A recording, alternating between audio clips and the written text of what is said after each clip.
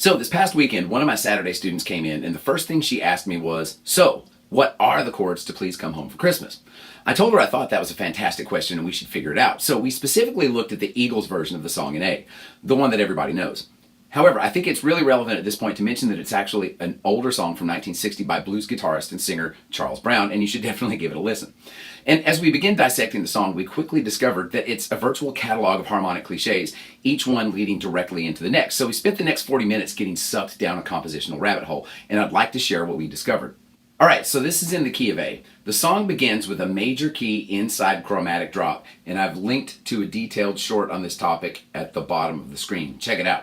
And this drop sequence is made up of an A major to an A major 7 to an A7, and this A7 begs to resolve to the 4 chord, the D major, which in fact it does. And here it is in sequence.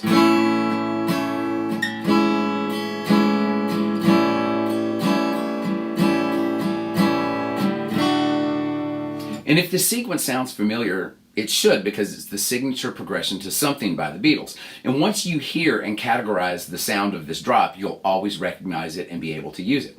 Okay, now that we have a foothold on the song's opening structure, let's jump down the rabbit hole. Okay, so the next cliche occurs on our target 4 chord, the very D major chord that we just left.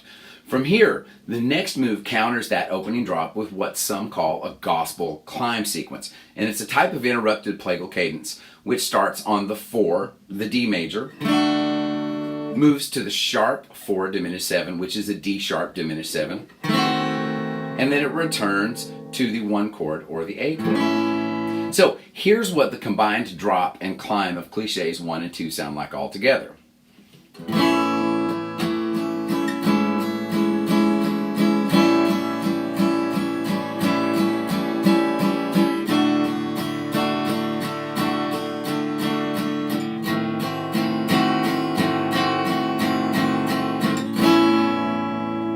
So now, let's jump a little deeper down the hole.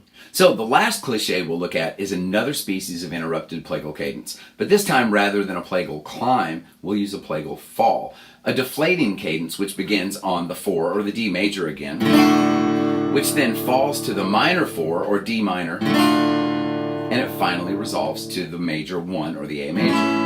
And this mixture of major and minor flavors draws heavily from both blues and gospel traditions, and it really grounds the pleading, almost prayer-like character of the lyrics back to the bluesy, gospel-y harmonic language. Have fun with this one. There are more rabbit hole shorts on the way. Good guitaring. See you next time. Merry Christmas.